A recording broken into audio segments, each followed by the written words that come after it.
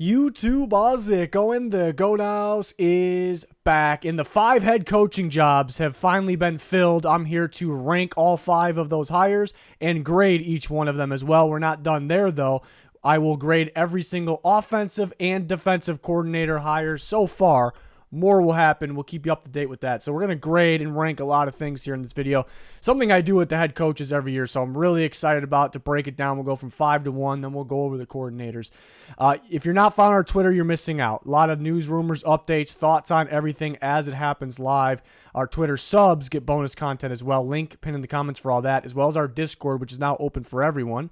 Join that. And our sponsor links are pinned in the comments as well. GLD Shop, Liquid IV, Walk the Mock, Rockin' Super Bowl champion Chiefs chain right now from the GLD Shop. They have all NFL teams and a lot more. Links pinned in the comments. So ranking the 5 head coaching hires, number 5 is going to be the one that just happened. Just happened a little bit ago. The Cardinals hired Jonathan Gannon, the defensive coordinator from the Eagles, as their head coach. So out of the 5 head coaching hires, I have this one of the Cardinals at 5, and I graded it a C+. Now, I do like Gannon. I think he's a good defensive coach, good background where he came up from. I think he did a really good job with the Eagles. I know people are ripping Gannon a little bit for allowing all those points in the Super Bowl because it's something he didn't really allow all year. I don't know if they were recently tested, or prepared for the Chiefs, the way they were tested recently, and the Chiefs are just another animal on offense. And it's just one game. I'm not going to be the guy to put everything on one game here or base anything off of just one game. I think he did a pretty good job with the Eagles. I like how he mixes up the coverages. There's some people saying he's only a zone guy. That's actually false. They ran more cover 1 than anything else. But I like how he mixed it up. They're able to run cover 6, which is kind of rare. Really good with the cover 2, and that kind of goes with his background too. He was in Minnesota for a bit, a lot of cover 2 when he was there. But I like the ability to mix it up. So I think he could be a good defense coach. I think he possibly could be a good leader. That's kind of to be determined. I guess kind of bonding with Kyler Murray, keeping him under control is big. It's kind of to be determined here with that. Overall, again, I do think he's a solid defensive coach. Nothing great. I don't think super highly of him as a defensive coach. But at the same time, it's not the best hire for the Cardinals. It's not the worst hire at all, but a couple things. I thought that they should go offense for multiple reasons. I think offense is taking over today's NFL, and there's some people that you got to find the best leader. Yeah, and I understand that, but I think you can find the best leader that also can coach offense at a high level. And there's some teams that find the best leader, and he doesn't even coach where his background is. He lets somebody else do it, and I just disagree with that big time when that happens to be the case. But I think they needed to go offense because that's kind of where the league's heading. We saw the 2 Super Bowl teams are offensive-minded head how many Super Bowls or best teams in football have been the best because their offense is so good, not really so much because their defense. You do have to have a solid defense, but and on top of that, you got to get Kyler Murray back in rhythm, back on track. You need the offensive line to play better. You need that. They should be an offensive-minded team. You have to win with offense there. And on top of that, do they have the pieces to fit Jonathan Gannon's scheme, which is 4-3 defense? It hasn't really valued linebacker a whole lot. Maybe that was an Eagles thing. I don't think they have the pass rushers right now to fit his scheme. And if they could draft a guy like Will Anderson, that could sure help it. I like Budda Baker. I got, off topic from the edge rusher position because he's a safety, but I like him in his scheme. But it almost feels like, and they already needed a lot of pieces on defense, and they have some free agents as well. So it almost feels like they have a lot of needs on defense to get to Gannon's standards on defense. But you want the offense, you want your prized possession in Kyler Murray to work so well that you got to get better on offense for him. And then finding the right play caller is key too. So I think, with this hire, I think so much needs to happen. I think it almost puts the Cardinals in a rebuild type stage, which should they really be in? I thought they should have been more of like a retool. Is it a great fit? I think you needed more offense. I think they got a lot of work to do, which they hired into a 5-year deal. So I guess they're kind of open to it being a process, I suppose. And they just before this season extended Kingsbury long-term. So they're kind of long-term paying 2 guys now at this point. So Interesting hire.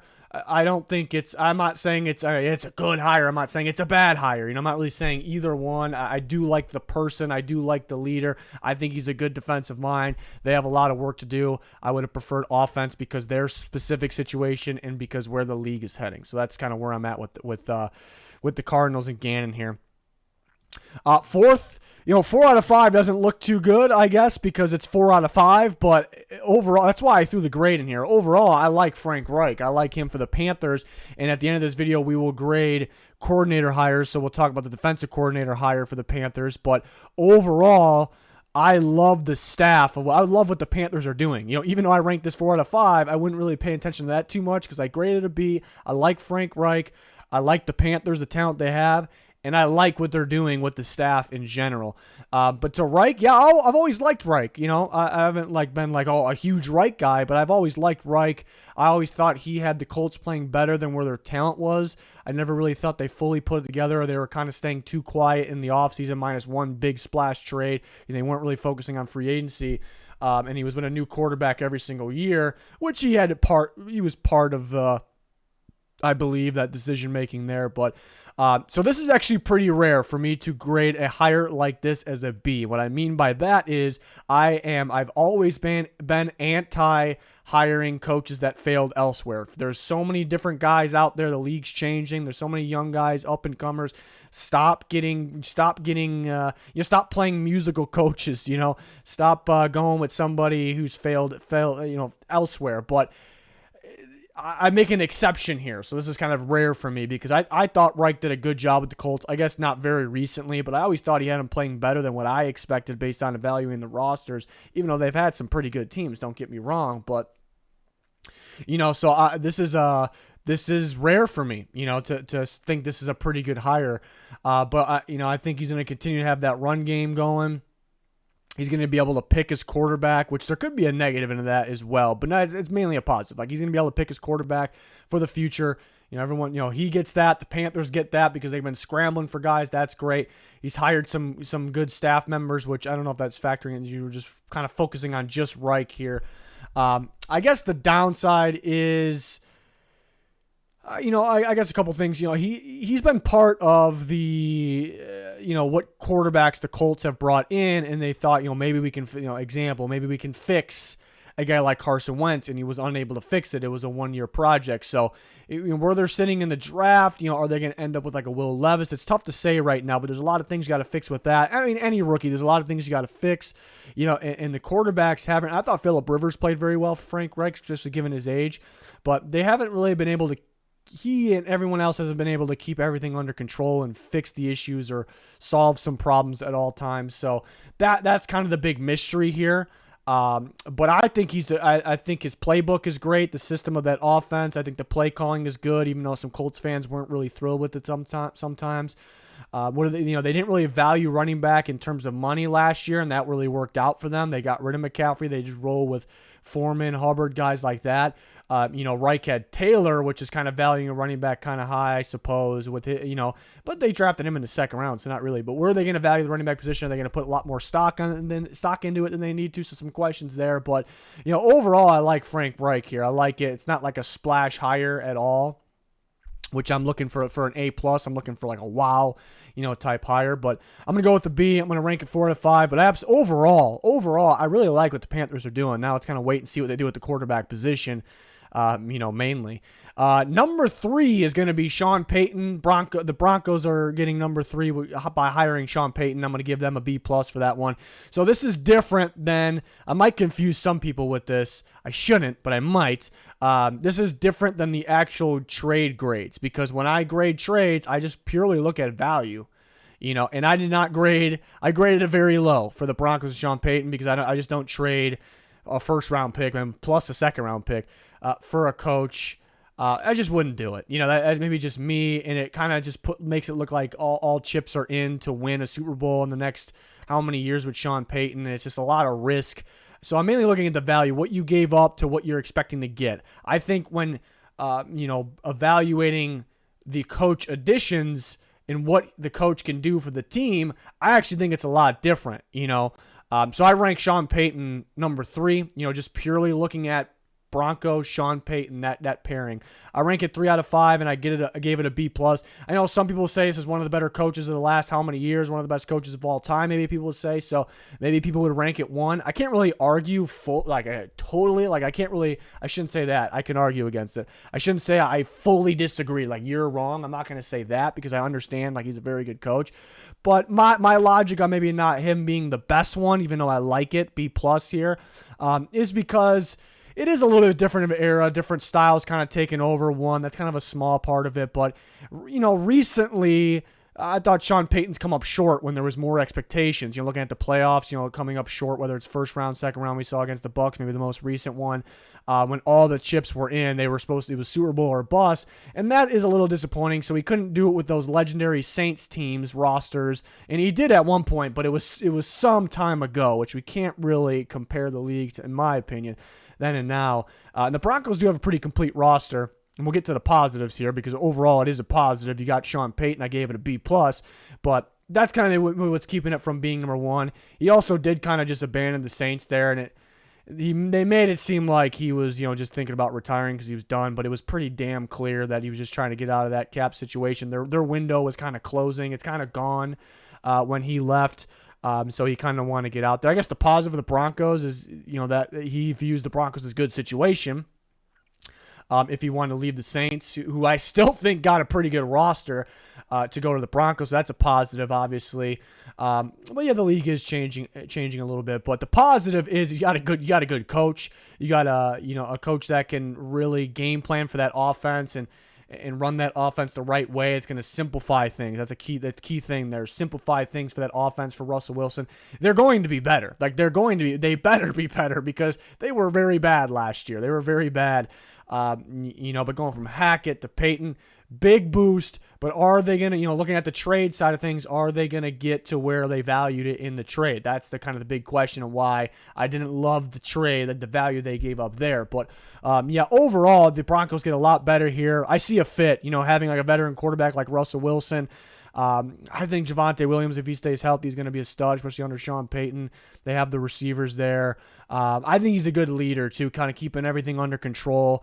I love that what about, somebody asked if Russ is going to be able to have his personal coach, and he's like, no. He was, without saying it, he's basically like, hell no, so I love that actually, kind of already taking control.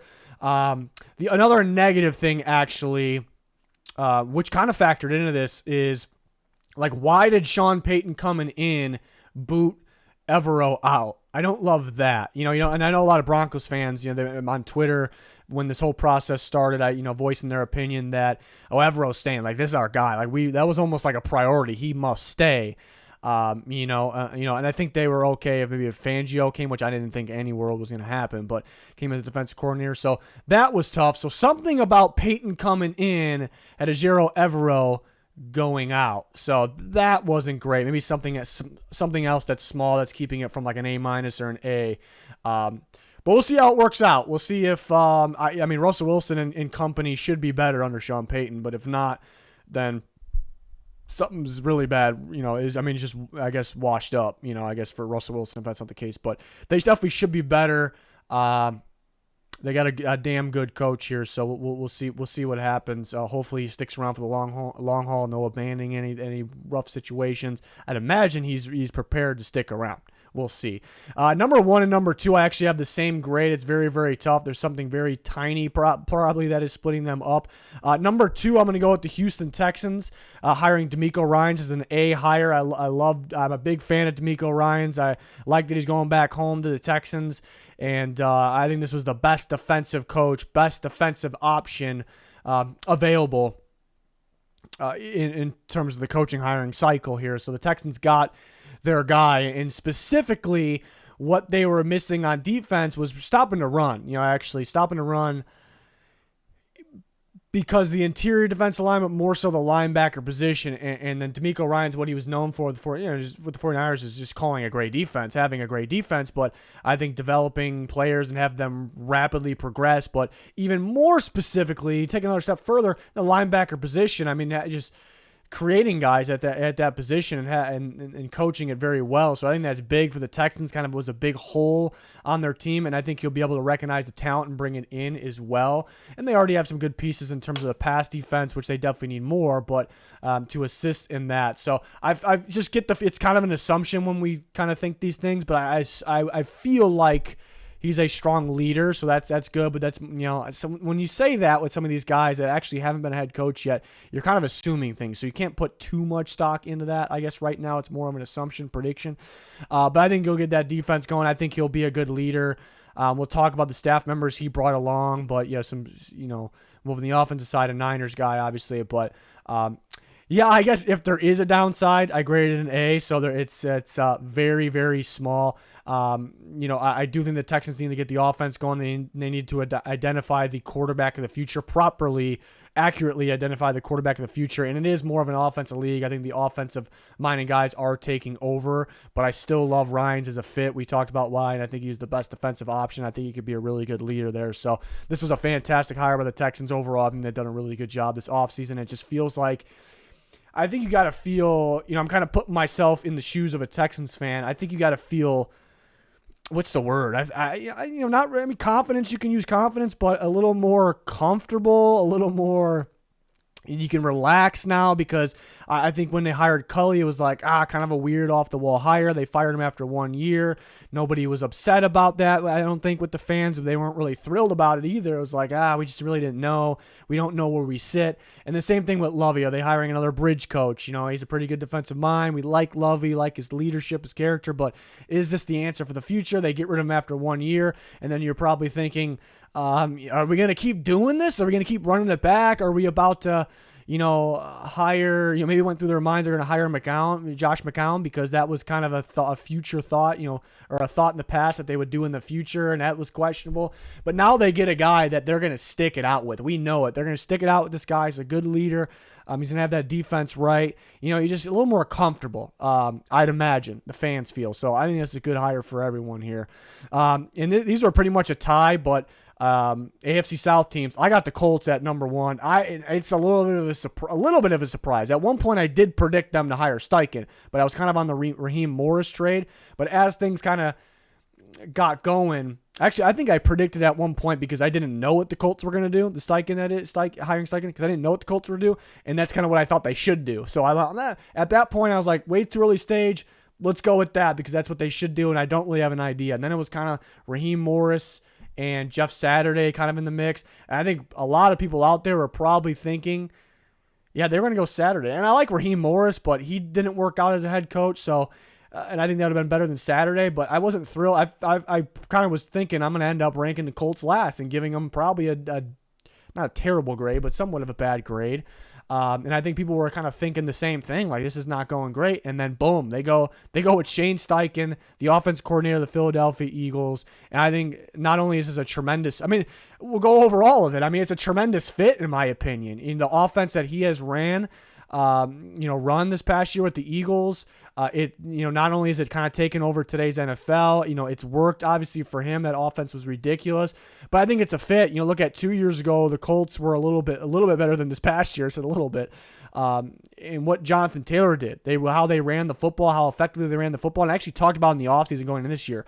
I didn't really predict him to have a down year, but I said I could see a scenario. If you remember, I can see that scenario because they're going to have a little bit different play style going from Carson Wentz to Matt Ryan. With Wentz, there was more RPO, and there was actually ended up being more play action, which is a surprise.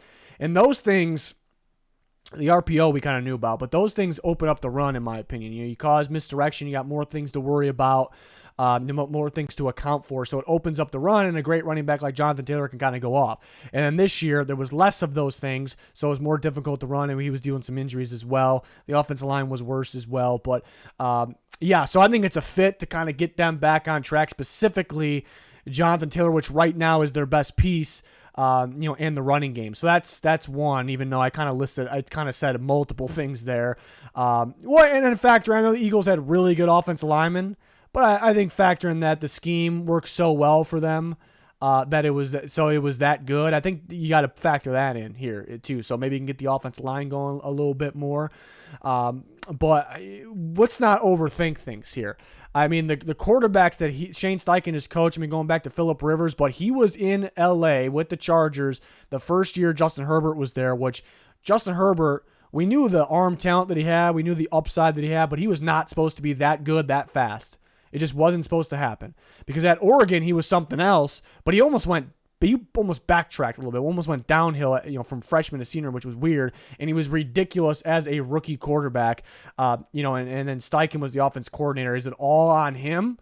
No, but I think he deserves some credit. Then he goes to the Eagles. He's got Jalen Hurts, a questionable draft pick. He didn't really, he got a spot taken away from at Alabama. Is this guy an NFL quarterback? Is he just a runner?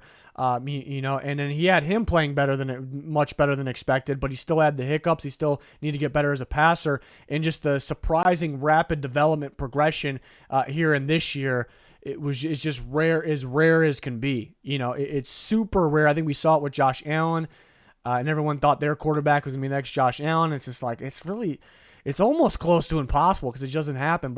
And you see it with Jalen Hurts, and they turn him in like an MVP candidate, style quarterback, and what he was able to do. He played out of his mind in the Super Bowl as well. So I think Steichen deserves some credit with the quarterbacks, and I think he knows what a good quarterback looks like. I think he knows which one was going to fit his system best, so I think he's evaluating the right talent. I think he's coaching the right talent out of those players, and the Colts are in a position with the 4th overall pick to go find the quarterback of the future. Maybe they don't even do it this year. Maybe it's next year. Maybe it's next year's draft. That's a possibility as well. I'm more likely this year, but I think Steichen can do all of the above what I just said. I think he can find that coach. I think he can find that quarterback, and he can coach that quarterback up. And then, even though it was kind of a tie between the Colts and the Texans, again, I think offense is taking over. Offense is winning championships in today's NFL. There's no more the old saying, defense wins ball games, or defense wins championships. You got to have a decent defense. Defense can make that one clutch play in a game to win you the game, but it's more of an offensive league. The offensive-minded coaches are taking over, that's for sure. The teams that are best on offense are taking over.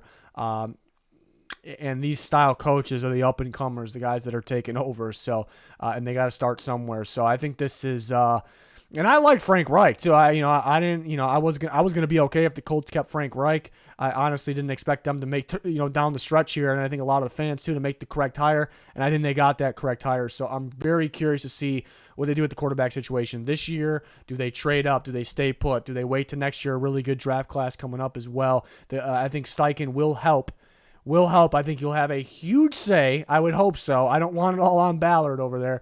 On when and who is that guy of the future at the quarterback position, which the Colts finally have to figure out. So absolutely love that hire by Indianapolis Colts. And they may have dodged a bullet there, Irsay being stubborn, maybe going with Saturday. I will say it wouldn't have been the end of the world if they hired, well, now it would have to see what they got here, but if they hired Saturday, to which I don't know if you ever see 1 year deals for coaches, just hire Saturday as kind of like a bridge coach, like 1 year, prove it. If he does really good, we extend you, we sign you long term, and that maybe would have been the plan if they weren't interested in the quarterbacks, which is early to tell this year, but maybe next year's draft, that could have been the plan. So that one actually would not have been the worst thing. It kind of had to happen, though, like that. We're going to grade the offense coordinators so far, and then we're going to grade the defense coordinators on the next slide here. The Chargers hired Kellen Moore as their offense coordinator. I love it. I love it for the Chargers. I guess we'll learn about what the Cowboys are about with and without Kellen Moore. But Kellen Moore left the Cowboys. It seems pretty evident there. And he saw a great opportunity with the Chargers. It sounds like he was second in line for that Panthers job. He just, wanted to get to L.A. with that offer out there. So then they agreed to part ways. I think, Cowboys fans seem to be happy that he's gone. I thought they were complaining about McCarthy more than Moore. For the most part, but now that Moore's gone and McCarthy may be going to call the plays, that's just how it goes with fans sometimes. But Kellen Moore, the Cowboys have had a top tier scoring offense for a bit. I love that there's a variety of different play styles. I love that they can win with the run or the pass. I think it's a creative enough offense. And now you go to Justin Herbert, who's kind of been lacking that extra something special in there, with the play calling or the playbook perhaps. I think it's a really good duo, and more, having the background of playing that position, and then more, being able to run the football too. And that was kind of the Chargers' problem. Like, they weren't effective inside the tackles. They weren't effective late in the game running the ball, controlling the clock.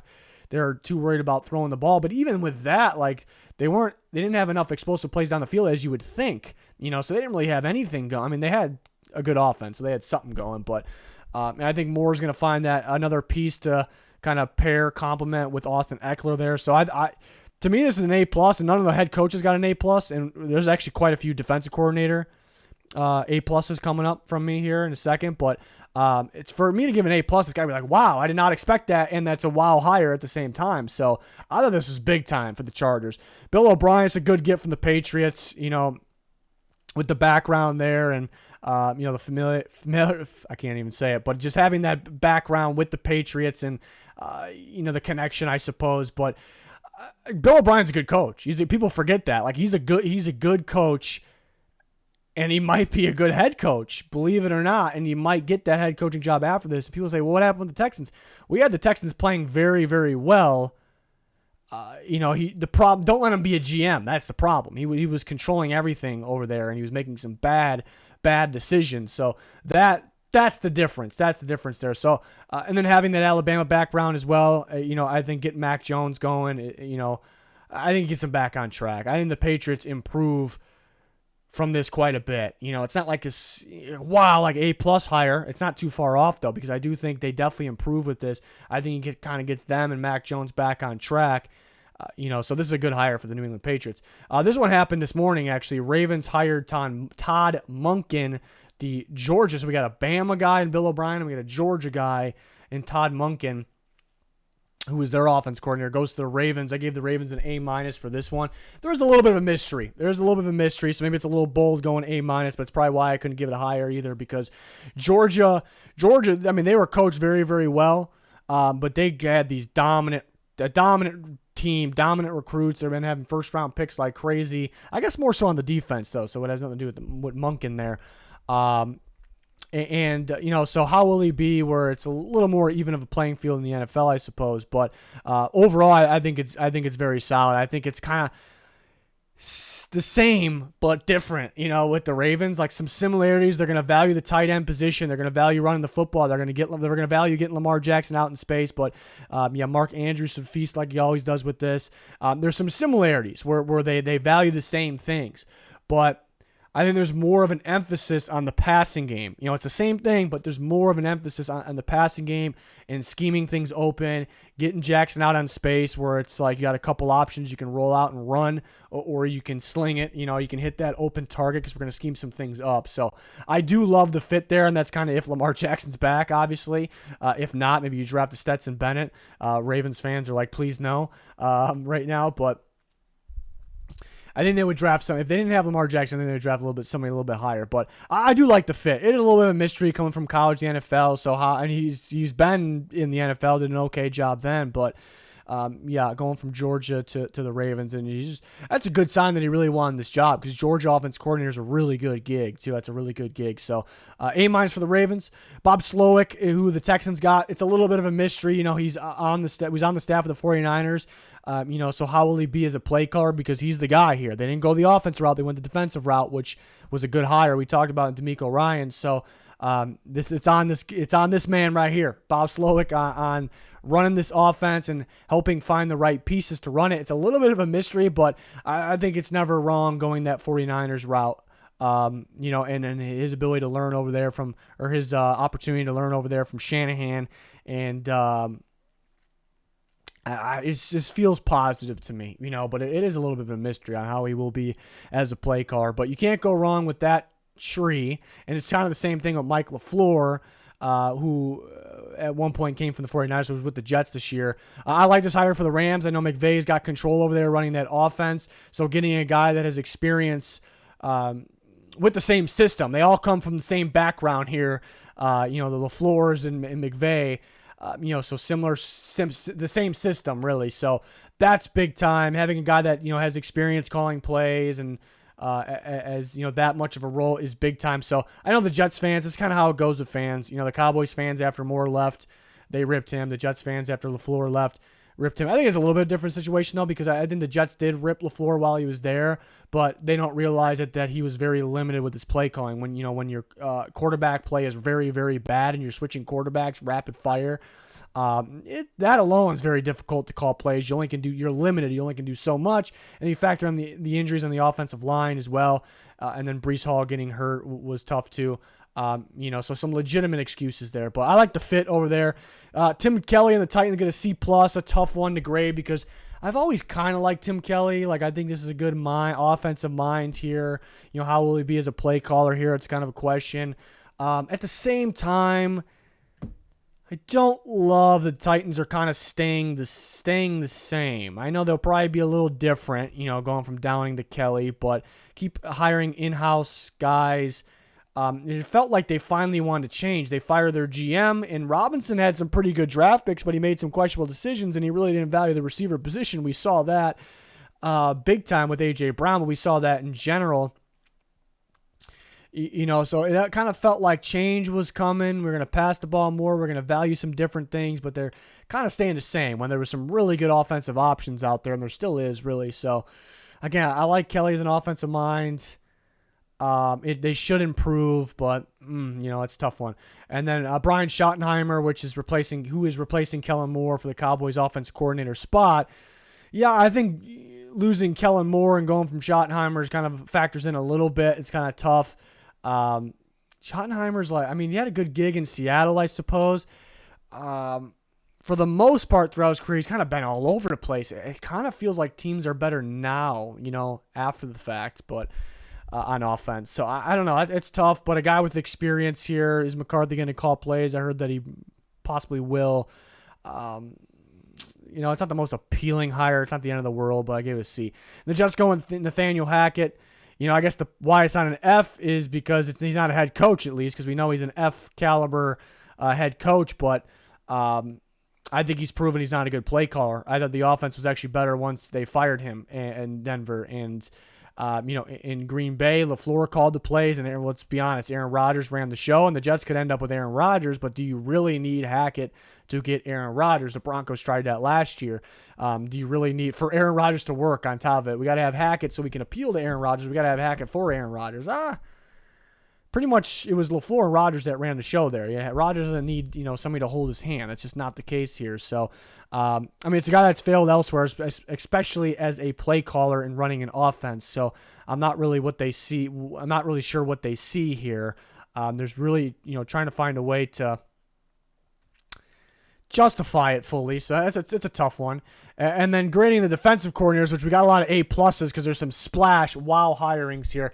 Vic Fangio, legendary defensive coordinator, took a year off. Now he goes to Miami Dolphins, who a little underwhelming on defense this year because they expected better because they have some really talented football players on that defensive side of the ball, and they get Vic Fangio, who knows how to run a defense. It was tough for the Broncos to fire him because how good of a leader, but mainly how good of a defensive coach he is, but they needed to get something going on offense was more their thinking, and they weren't really winning football games. I guess they're still not, but yes, this is a big-time defensive coordinator here. People ask him, we saw the Eagles hired him to get help because people think, so highly of him. So this is big for the Dolphins. The defense should get back on track. Speaking of the Dolphins, the Vikings got their former head coach as defensive coordinator, Brian Flores. I honestly didn't think the Vikings would end up with either of these top guys because there was just more appealing jobs out there.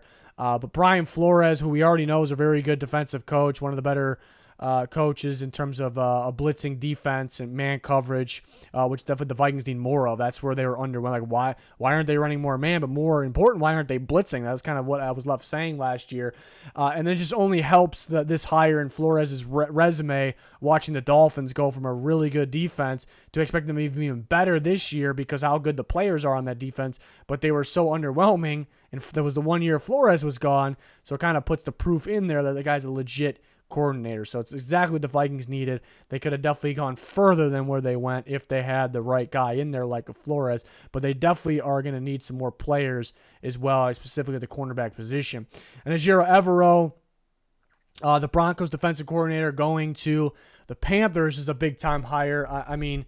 Once the Broncos got Peyton, I thought if they got Dan Quinn, Evero's going to be gone because Quinn's going to run that defense. But if they got Peyton, you'd think he would stay because the Broncos value him very much. He's still going to run the defense. And he leaves while the Broncos still need a defensive coordinator. And he declines the Broncos job, which he already had, and the Vikings job, goes to the Panthers.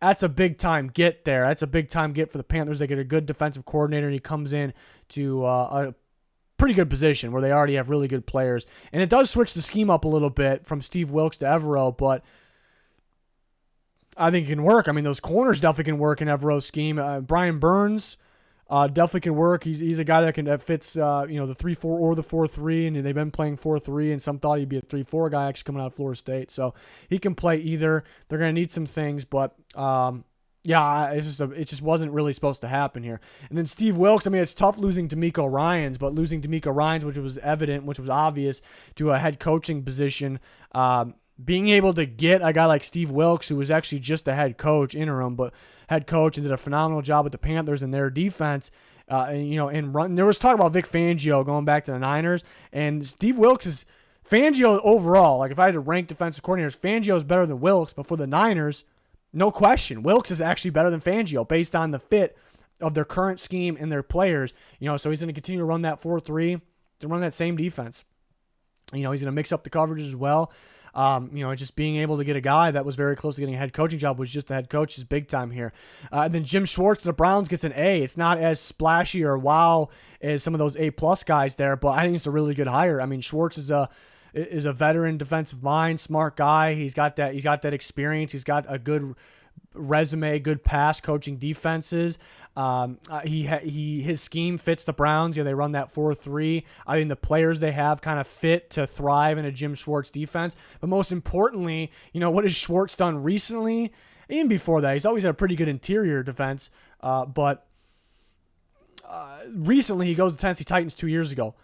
The last 2 seasons, the Tennessee Titans had the very, very best run defense. They were so good in the interior, so good with the interior defense line and the linebackers.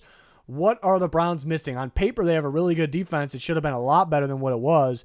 But what are they missing? They're missing the interior, especially up front. Interior defensive line and linebackers. So he'll be able to identify the right talent, but he sure can coach it up. And he's had that really good run defense with the Titans, which is not all on him, because there was guys that were a little higher up on the staff, I suppose. And then you have a guy like Jeffrey Simmons. I mean, yeah. But the Browns have struggled in terms of stopping the run recently too. So not only is he a fit, he's going to get the good players balling because they fit his defense and they're good players and he's a good coach. But he has kind of what they're missing. So I love that as well. And Matt Burke, not to be confused with Matt Burke, the old Viking center, spelled a little different, coming from the Cardinals, the defensive line coach. And I like this one. It's, I guess, to be determined a little bit. I would expect Ryans to run that defense, which is even better, having a great defensive coach to run that defense and bringing in a guy like this instead of just a defensive coordinator that may or may not be able to run plays. It's a little different because Burke has a pretty good background where he actually was on the offensive side of things at one point, but a lot of clock management in his background as well, like game management back on roles on staffs there. So I like getting something a little bit different here. So I hope Ryans calls the defense, because I don't like when teams bring in a guy like, why did you notice that guy? What made you notice that guy over there? Because he coached a ridiculous defense. All right, so use him on defense. I would hope that they go with Ryans, but then they bring in Burke, who has a different type of background. So I like that. I like that. And I thought he coached up the Cardinals' defensive line pretty well, even though I thought they were thin on players. I know they had J.J. Watt, but getting Zach Allen going, like things like that. Ryan Nielsen coming from the Saints, going to the Falcons. I mean, that's a pretty good background, the Saints defense, where some other guys have come from that. Well, Dennis Allen's their head coach right now, but guys coming from the Saints tree, obviously. Aaron Glenn with the Lions right now. I mean, Dan Campbell came from there, but he's more of a tight end guy. But it's kind of worked out, is my point. So that's good. And Nielsen was over there learning. It's just kind of to be determined on how he'll call a defense. But I kind of like that he has that knowledge of with the Saints, and here you have a division rival who you have to play 2 times a year. So I kind of like that. I kind of like that there. So kind of knows what the Saints are doing over there. But the Saints might know what he's up to. But I'm just curious to see how it kind of transfers over from a Dean Pease defense. Dean Pease is a great defense coordinator, retired because he's been around for a long time. Because I think they were heading in the right. I thought they were heading in the right direction. The Falcons defense. I mean, they were at the very bottom of the NFL for some time. So hopefully they don't change too much here, but it is a little bit up in the air. But I like the thinking here where they're coming from. And the Saints go with Joe Woods, which is a tough one to grade because first glance he was with the Browns and the Browns defense was expecting to be a lot better. Like it was extremely underwhelming. So I think most people would probably grade this very poorly because of that. And it's not the most appealing thing here, I guess, hiring a guy like that. But at the same time, it's Dennis Allen's defense over there. Woods familiar with the same type scheme. And since it's Dennis Allen's defense, you're just going to get another guy in there that has pretty good experience. And Joe Woods has experience as an actual defensive coordinator. So you don't want to give the Saints too bad of a grade for that, but it isn't the sexiest hire in the world. But I give it a B-. So overall, these defensive coordinators, all the hires were pretty solid. But defensive coordinators, there's some really good hirings here. And teams are just out there getting better. And almost creative in a way. So I like that. And there's still definitely more hirings to happen. And I'm wondering if one happened while I was talking. I was hoping not. Yeah, it doesn't look like it, so that's good. But we're always talking with you guys with things like this on Twitter. We'll probably keep you up to date on my future grades here or there. So make sure you follow the Twitter link, pin in the comments for that, as well as our Discord and sponsor links are down there as well. We got full NFL coverage. We cover everything NFL, in-season, off-season, things like this. Off-season is here. We're ready. We got you guys. So check out our channel, subscribe, turn notifications on. That is going to do it for this one. Thanks for watching. Goodbye.